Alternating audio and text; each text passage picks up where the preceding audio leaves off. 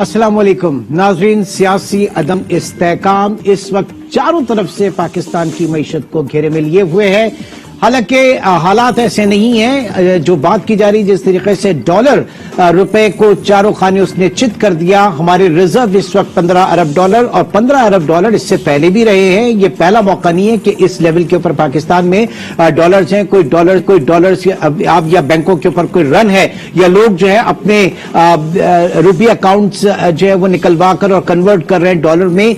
कहीं पर ऐसा कुछ नहीं है, ना किसी बैंक में ना किसी मनी चेंजर के पास। लेकिन एलसीज नहीं खुल रही, हमारे इंपोर्टर्स जो है वो बहुत परेशान हैं। इस वक्त सौदे नहीं हो रहे। स्टॉक एक्सचेंज में अगर उठा के आप देखें तो पिछले एक साल के अंदर, स्पेशली पिछले 3 महीने में जो है फॉरेन इनफ्लोज जो हमारे पोर्टफोलियो इन्वेस्टमेंट के अंदर, फॉरेन इन्वेस्टमेंट पोर्टफोलियो इन्वेस्टमेंट का जो कॉलम होता है इन्वेस्टर्स की, वो नेट आउटफ्लो है, in term of dollars outflow है।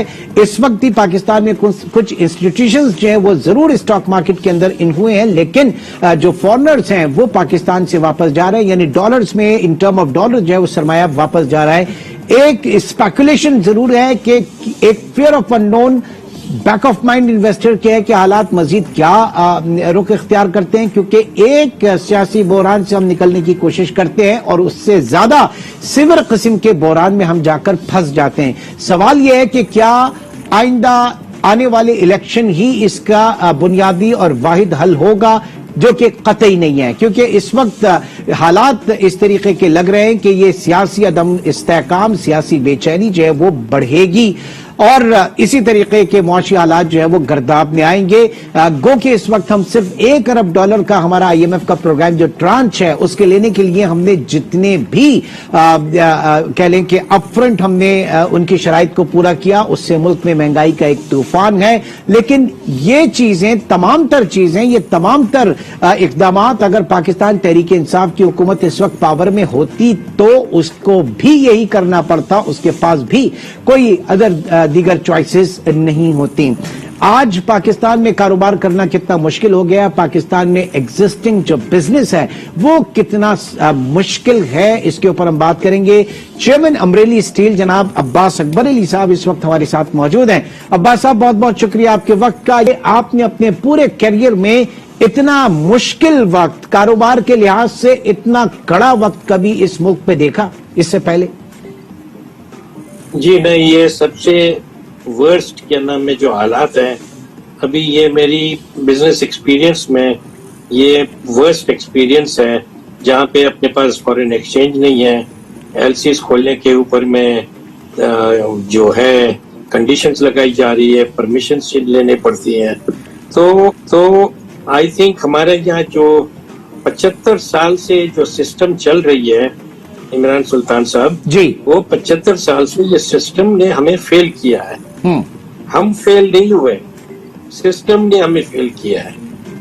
ये देखिए, बिजनेसमैन और इंडस्ट्रियलिस्ट वो मुनाफा कमाने चाहते हैं, मुनाफा कमा के और वो डिस्ट्रीब्यूट करना चाहते हैं जी। कोई कफन के कपड़े में जेब सीकर यहाँ से ले नहीं जाना चाहता है, वो सोसाइटी को वापस चला जाता है। मगर हुकूमत अगर क्या नाम है अपने क्या नाम है जो किबला दुरुस्त नहीं करेगी, 75 साल से वही सिस्टम चला आ रहा है और हमने ना क्या नाम है हमारी पॉपुलेशन कंट्रोल पे ग्रोथ किया है, ना हमने अपनी मईशत को सही किया है, ना हमने अपने इंफ्रास्ट्रक्चर को सही किया है, ना हमने ईज ऑफ डूइंग बिजनेस को सही किया है। जितनी क्या नाम है वो तकलीफात जो हमको मिली है एज इंडस्ट्रियलिस्ट एंड बिजनेसमैन, उसका मैं बयान नहीं कर सकता हूँ। इसलिए कि हर कोई चाहता है कि भाई कि बिजनेसमैन और इंडस्ट्रियलिस्ट टैक्स दें, टैक्स देने के लिए हम बैठे हुए हैं। आइए, हमारे जेब से टैक्स निकालिए, आप ले जाइए, मगर सिस्टम्स बनाइए। जो टैक्स पे करता है उस पर वो और मजीद टैक्स दे, और जो चोरी करता है वो धंधराते फिरता रहता है। तो हमें मईशत के ऊपर में I think it is an emergency. हम पॉलिटिक्स पे आज बात नहीं करेंगे, हम सिर्फ मईशत नहीं, लेकिन सर सारा बिगाड़ तो पॉलिटिक्स की वजह से है ना। ये जो हमारे सियासतदान हैं, ये सियासी अदम इस्तेहकाम जो है वो इस वक्त मुआशी अदम इस्तेहकाम का, मुआशी बेयकीनी का बाइस बना है। देखिए इमरान सुल्तान साहब, मैं क्या नाम है काफी अरसे से कुछ 5-6 डेकेड से मैं 60 साल से मैं बिजनेस में हूँ। मैं ये यकीनन तौर पे ये कहता हूँ कि हमारे ये सियासतदान जो हैं, politicians, they do not and have not shown any leadership to us in the 75 years that we have been. अब ये सिस्टम चकनाचूर हो गई है.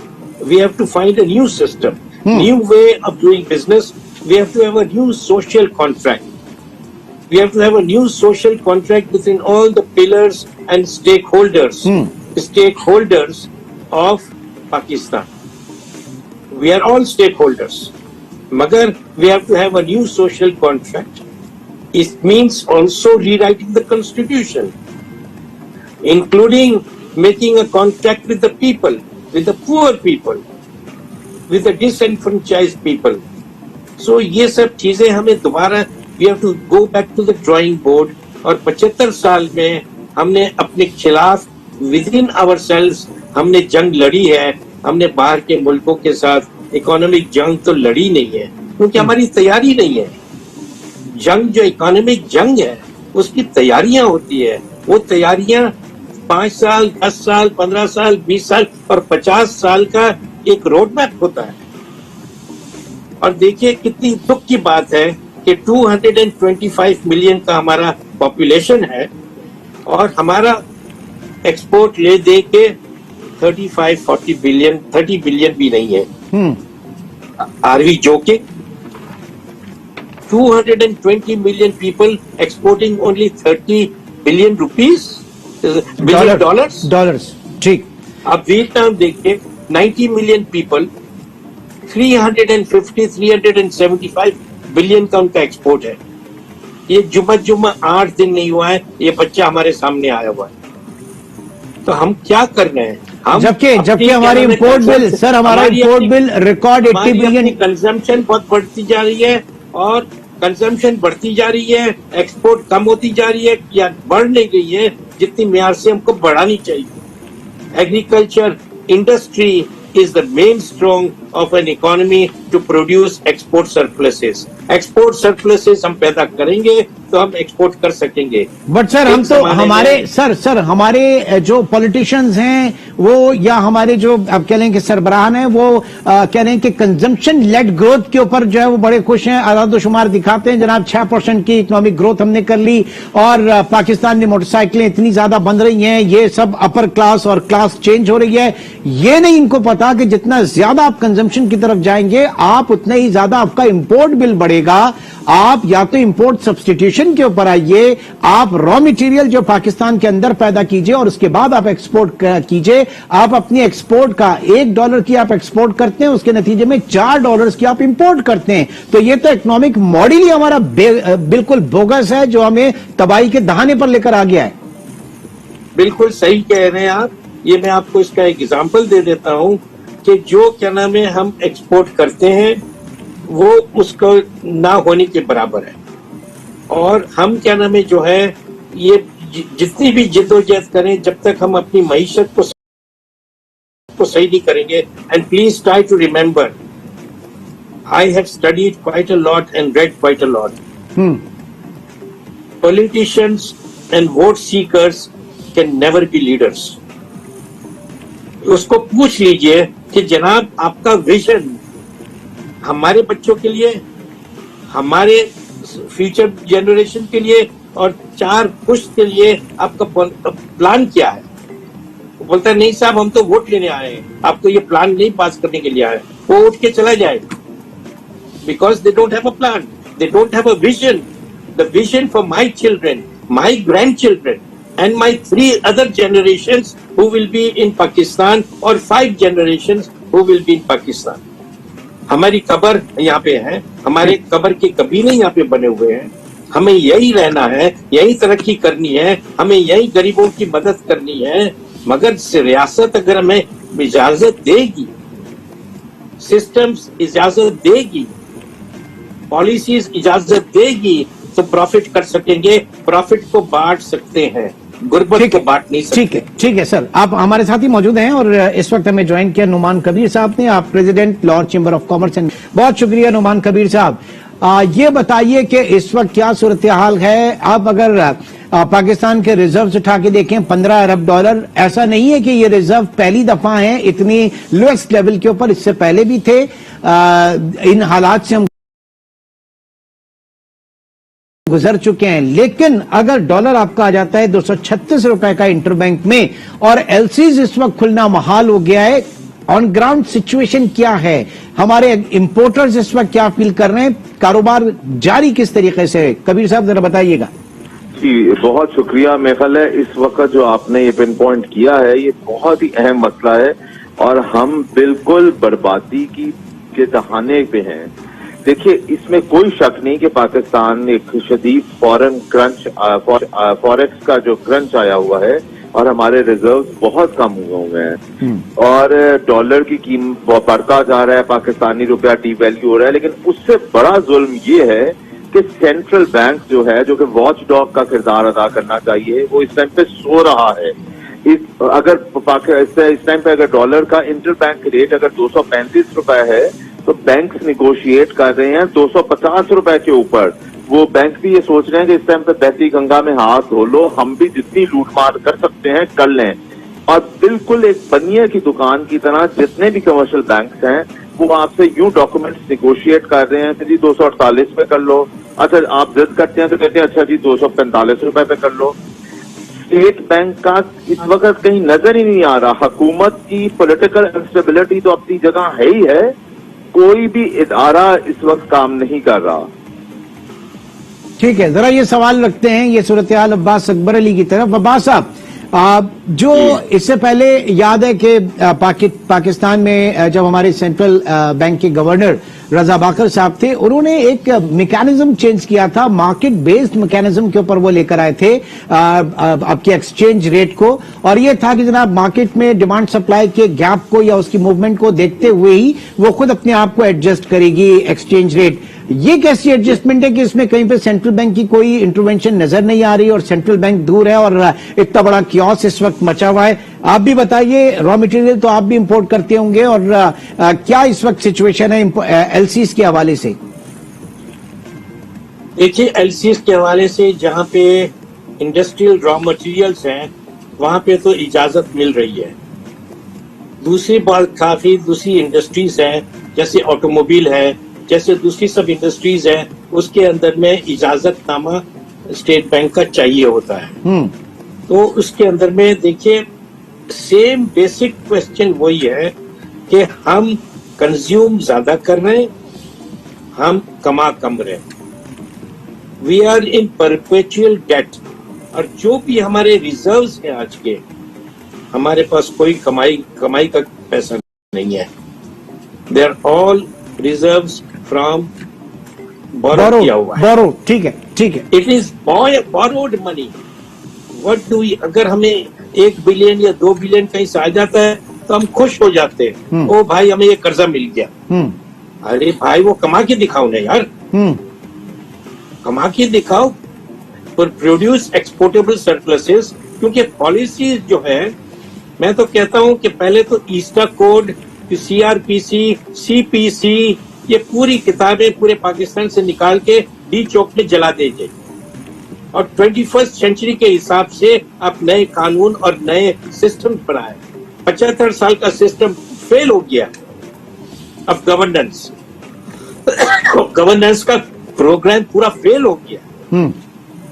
We have to reinvent ourselves और we have to make sure that all the people in the political arena, they sit together and talk about nothing but politics and maishat and maishat. लेकिन sir इससे पहले जो है वो बात हमेशा हुई कि जनाब चार्टर ऑफ इकोनॉमी जो है वो साइन किया जाए। Charter of economy political stakeholders जो हैं उसके दरमियान बैठे और आपकी नेशनल इकोनॉमिक काउंसिल जो है उसमें मईशत को फ्रंट फुट पे लेके आया गया, मुल्क की माली इस्तेहकाम जो है उसको फौकियत दी गई। उसके बावजूद इसके कि फर्स्ट प्रायोरिटी आपकी माली इस्तेहकाम है, हमारी नेशनल इकोनॉमिक जो पॉलिसी है उसके अंदर फिर मईशत का यह हाल है। देखिए, मईशत का हाल एक दिन में नहीं हुआ है, ये 2.5 साल में नहीं हुआ है, 3.5 साल में नहीं हुआ है।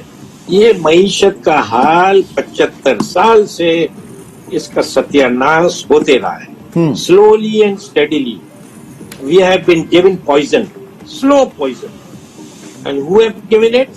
बिकॉज हमने अपने दरवाजे और खिड़की खोली रखी हुई है। चोर डाकू सब आ गए हैं, agents of the economic hitman आ गए हैं, जो क्या नाम है सही पॉलिसीज बनाना चाहते नहीं है पाकिस्तान के लिए। उनकी लॉयल्टीज और कोई जगह पड़ी हुई है। So we have to become nationalist, we have to work hard. अभी मैंने कल पेपर में पढ़ा कि जी एसेंशियल गुड्स और लग्जरी गुड्स जो है, लग्जरी गुड्स उसके ऊपर से वो उठाई जा रही है रिस्ट्रिक्शंस। अरे भाई, जो पाकिस्तान में बनता है उसको तो आप 25 साल के लिए तो बंद कर दें। इंपोर्ट सब्स्टिट्यूशन खुद हो जाएगा जब पाकिस्तान की जरूरत होगी। ठीक है, फिनिश गुड्स को सब बैन कर दीजिए, और जो खास करके मक्खन है, चीज है, बाकी सब चीजें अशिया है, अगर $1 भी बचता है उसको बचाइए। ठीक है, यानी हमने fully in true sense austerity की तरफ आना होगा और इन सारी चीजों को इनकलाबी इक़दाम की तरफ। नहीं, ऑस्टेरिटी नहीं, austerity to the power n, austerity to the power n. जितने भी क्या नाम है पर्क्स हैं of all the people in the economy, वो पर्क्स को पहले खत्म कर दीजिए। पेट्रोल के, घर के किराए के, बिजली के बिल के, ये सब पर्क्स तो आप खत्म करके मॉनिटाइज कर दीजिए। I tell you, we have to revolutionise our way of thinking for the economy. ठीक है, यानी इकोनॉमिक इमरजेंसी जो है उसकी जरूरत है। इकोनॉमिक इमरजेंसी नहीं, economic emergency to the power n अभी जरूरत है। ठीक है, आपकी चीजें जरा मैं रखता हूं नुमान कबीर साहब के साथ। नुमान साहब, इससे पहले हमेशा जब बात हुई थी, मैं वही से दोबारा कंटिन्यू करूंगा एक्सचेंज रेट मैकेनिज्म के ऊपर। इससे पहले स्टेट बैंक जो है वो इंटरवीन करता था, और अब जो है वो फॉरवर्ड लुकिंग अप्रोच के साथ, चाहे वो आपके इन्फ्लेशन के हवाले से हो या एक्सचेंज रेट के हवाले से हो, एक नया मैकेनिज्म जो इस वक्त वो मार्केट में मौजूद है सेंट्रल बैंक में। आप ये समझ रहे हैं कि वो काम नहीं कर रहा? सही है जी, वो ना सिर्फ के काम नहीं कर रहा, बल्कि जिन्होंने उसको चलाना है, जिसने काम लेना है, वो लोग हमें कहीं नजर नहीं आ रहे। अगर स्टेट बैंक देखें, फॉरेक्स क्रंच की वजह से मैं मानता हूं कि डॉलर का रेट बहुत ऊपर चला गया, लेकिन जो रेट है इंटरबैंक रेट अनाउंस हुआ है उसमें तो काम करने दें। अगर इंटरबैंक रेट आज 237 रुपए है, लेकिन बैंक काम कर रहे हैं 250 रुपए पे, ये जुल्म की इंतहा है कि कमर्शियल बैंक्स ने अपना एक लूट मार का बाजार गर्म कर दिया है। और आप जो पहले बात कर रहे थे, पाकिस्तान में का सबसे बड़ा मसला इस वक्त पॉलिटिकल अनस्टेबिलिटी है। जब तक सियासतदान अपनी लड़ाई झगड़ा छोड़कर मईशत की तरफ नहीं आएंगे, ये मसला हल नहीं होगा। देखिए, पूरी दुनिया ने जियो पॉलिटिक्स की सियासत छोड़ के अब जियो इकोनॉमी पे आ गए हैं, ताकि जिस मुल्क की मईशत बेहतर है वही मुल्क दुनिया में तरक्की करेगा। और सर, हमारी भी तो नेशनल सिक्योरिटी काउंसिल में जो फर्स्ट हमने वो लिया है, स्टेप लिया है, और जो सबसे प्रायोरिटी हम अगर किसी को देने जा रहे हैं ऑन पेपर साइड, तो वो इकोनॉमी है पाकिस्तान की। बदकिस्मती से ऐसा बिल्कुल नहीं हो रहा। नेशनल सिक्योरिटी काउंसिल के जो ऐलानात हैं वो उस एक कंडीशन कमरे की हद तक महदूद हैं। किसी भी चेंबर को, किसी फेडरेशन को, किसी बिजनेस कम्युनिटी को, पाकिस्तान की जहाज इस वक्त डूब रहा है। मुफ्ता इस्माइल साहब को हम 20 खत लाहौर चेंबर लिख चुका है, वो किसी बात का जवाब देने को तैयार नहीं। गवर्नर स्टेट बैंक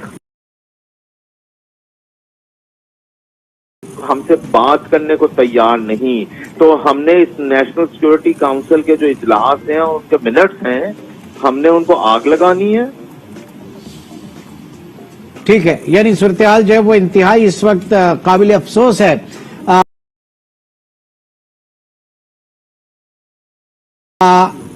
बहुत मुसीबत का। अगर आपने टाइटैनिक फिल्म देखी हो तो जब टाइटैनिक जहाज डूब रहा था ना, तो उस वक्त जहाज का जो था ना कैप्टन, उसने ना साजिंदे बुलाकर प्लेटफॉर्म पर बैठा दिए थे कि तुम साज बजाओ, ताकि लोगों को लगे कि इतनी मुसीबत का अंदाजा हाल नहीं, और वो खामोशी से डूब और तबाह बर्बाद हो जाएं।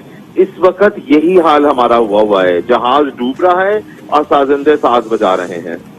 खाकी में बदन ऐसी कोई सूरत हाल हो। अब्बास साहब, ये पॉलिटिकल टर्मोइल जो है अगर और आगे बढ़ता है इसी तरीके से, तो उसकी पाकिस्तान की मईशत क्या कीमत अदा करेगी, कहां तक खुदा न खास्ता बात जा सकती है?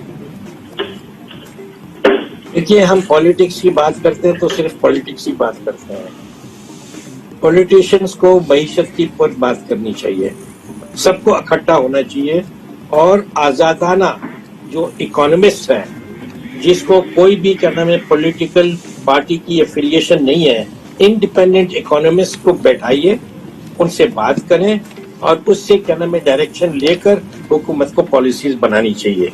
ये नहीं है कि हम अपना जहाज डूब रहा है, इंशाल्लाह डूबने नहीं देंगे। हम पाकिस्तानी बहुत स्ट्रांग हैं, मगर हमें मेहनत करनी पड़ेगी, हमें काम करना पड़ेगा, हमें नींद हराम करके हमें क्या नाम है मेहनत करनी पड़ेगी अपने अवाम के लिए, अपने खुशहाली के लिए। और हम क्या नाम है काम कर रहे हैं बाहर की फैक्ट्रियों के लिए, बाहर के मुल्कों के क्या नाम है बिजनेसेस के लिए हम काम कर रहे हैं।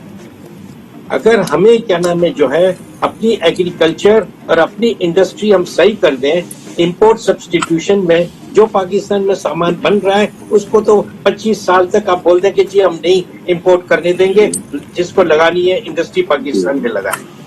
220 million people are there, it is a big market, so therefore in everybody's जो बाहर में बैठे हैं, it is in everybody's interest that we become a consumer market, and that is why आपने देखा होगा शौकत अजीज साहब के साथ में और दूसरे सब जगह जो आए थे, क्या कितनी क्या नाम है छूट दे दी थी, और 6% और 7% पे पूरा कंजम्पशन बेस्ड था, और क्या क्रेडिट कार्ड में एहतियात थे, import was at its peak. Sir, motor गाड़ियों से लेकर और टोस्टर तक जो है वो उस वक्त बैंक जो है स्पॉन्सर कर रहे थे, वो तो इतना बड़ा कंजम्पशन पाकिस्तान के अंदर आ गया था। जी बिल्कुल बिल्कुल जी जनाब, देखिए हमें अपने एक नेशनलिस्टिक फीलिंग हमें सामने लानी पड़ेगी। Every Pakistan is very nationalistic in my opinion. ठीक है, सिस्टम उनको इजाजत, अच्छा एक और चीज sir, in your opinion, system उनको इजाजत नहीं देता है टू बी नेशनलिस्ट। सर एक नहीं, वो सिस्टम ज़ाहिर है कि पॉलिटिशियंस वो एक अलग पैराई में उनको अगर हम देख रहे हैं, बात यह है कि क्या अर्ली इलेक्शन या आइंदा के जो इंतखाबात है, ये आप समझ रहे हैं कि इस सियासी बहरान का, मुआशी बहरान का वाहिद हल है? आपको नजर आ रहा है? जी, मेरे ख्याल में बिल्कुल वाहिद हल यही है कि इलेक्शंस फौरी तौर पे करवाए जाएं, क्योंकि इस वक्त तो हुकूमतें, सूबाई हुकूमतें बिलखसूस पंजाब में इस तरह बदल रही हैं कि जल्दी हम कपड़े भी नहीं बदलते। तो इलेक्शंस फौरी तौर पे होने चाहिए, इलेक्शंस फौरी तौर पे होने चाहिए, फौरी तौर पर होने चाहिए। हाँ। और इलेक्शन के साथ मंसूर ये होना चाहिए कि मईशत पॉपुलेशन ग्रोथ को कम करें, एजुकेशन को सही करें, तो 2 पुश्त के अंदर में हम सही हो जाएंगे। और अगर मुझे एक बात करने की और आप इजाजत दें, तो अली अब्बास साहब कह रहे हैं, मैं इलेक्शन कमीशन से आपके चैनल की वसातत से रिक्वेस्ट करूंगा कि जो सियासी जमात इकोनॉमिक एजेंडा ना दे, economic plan for road map for the improvement of economy ना दे, उसको इलेक्शन लड़ने की इजाजत ना दें। और एक और इस पे सर, वो पार्टी मैनिफेस्टो तो बड़ी एक रिवायत सी चीज होके रह गई है, वो तो हर सियासी जमात देती है, लेकिन उसके ऊपर अमल कितना करते हैं? हाँ जी, रस्मी का एक दूसरे का छाप देते हैं। दूसरा बहुत जरूरी है कि पार्लिमानी जमहूरियतों में आपको शैडो कैबिनेट देनी होती है, ताकि अगर आप हुकूमत में आ जाएं तो फिर आप क्या करेंगे। जिस तरह अगर आप आज शहबाज शरीफ साहब की हुकूमत है और क्रिटिसाइज अगर कर रहे हैं PML क्यू वाले या तहरीक इंसाफ, तो तहरीक इंसाफ की इस वक्त एक शेडो कैबिनेट होनी चाहिए। वो साथ साथ गाइड करे कि नहीं आप ये गलत कर रहे हैं, इस तरीके से होना चाहिए, और अगर हम हुकूमत में आएंगे तो हम ऐसा करेंगे जिस तरह पूरी दुनिया में पार्लिमानी जमहूरियत बजट के वक्त होता है सर, शेडो कैबिनेट, शेडो काबीना जो है वो बजट के वक्त बड़े प्रपोजल्स आते हैं, लेकिन पाकिस्तान में ऐसी खिचड़ी इस वक्त पकी है ना कि सारी चीजें तितर बितर हो चुकी हैं। अब्बास साहब, बड़ी आइडियल सिचुएशन होती है, जो शेडो कैबिनेट की बात होती है, फिर पार्टी मैनिफेस्टो की बात होती है, उसमें इकोनॉमी और प्लस सारी चीजों की बात होती है। ये तो आप बजाहिर अगर अर्ली इलेक्शन कॉल होते हैं और ये सारी चीजें होती हैं तो आप समझ रहे हैं कि इतनी स्मूथ सेलिंग इसमें होगी? नहीं जी, हमारी सोच में तब्दीली आनी पड़ेगी। हमें ये करना पड़ेगा, सियासतदानों को, ब्यूरोक्रेसी को, एस्टैब्लिशमेंट को, बिजनेस लीडर्स को, इंडस्ट्री के लीडर्स को, कि भाई ये ऐसे नहीं चलेगा। हमें क्या नाम है अपनी सोच में तब्दीली लानी पड़ेगी, medium term and long term planning करनी पड़ेगी, और वो रास्ता जो है रोड टू इकोनॉमिक रिकवरी को बनाना पड़ेगा सबको मिलके, और सबको क्या नाम है अपने मैनिफेस्टो में देना पड़ेगा कि वो क्या करेंगे। देखिए, हमने फ्यूचर टेंस में सब लोग से सुनते रहे कि हम ये करेंगे, ये करेंगे, ये करेंगे। उसको देखने वाले और ये वेरीफाई करने वाले कहाँ हैं? कौन से मैनिफेस्टो में मुझे बताइए कि पॉपुलेशन को कंट्रोल करने के लिए उनके मैनिफेस्टो में है? ठीक, कौन से अब्बास साहब, मैनिफेस्टो आइंदा में आने वाले कि प्रोग्राम में भी इस हवाले से यकीनन आपसे बात करेंगे। बहुत शुक्रिया। चेयरमैन अमरेली स्टील अब्बास अकबर अली और कॉमर्स के सदर जनाब नुमान कबीर साहब इस वक्त हमारे साथ आज के प्रोग्राम में मौजूद थे। इंशाल्लाह आपसे फिर मुलाकात होगी। अपना बहुत ख्याल रखिएगा। अल्लाह हाफ़िज़।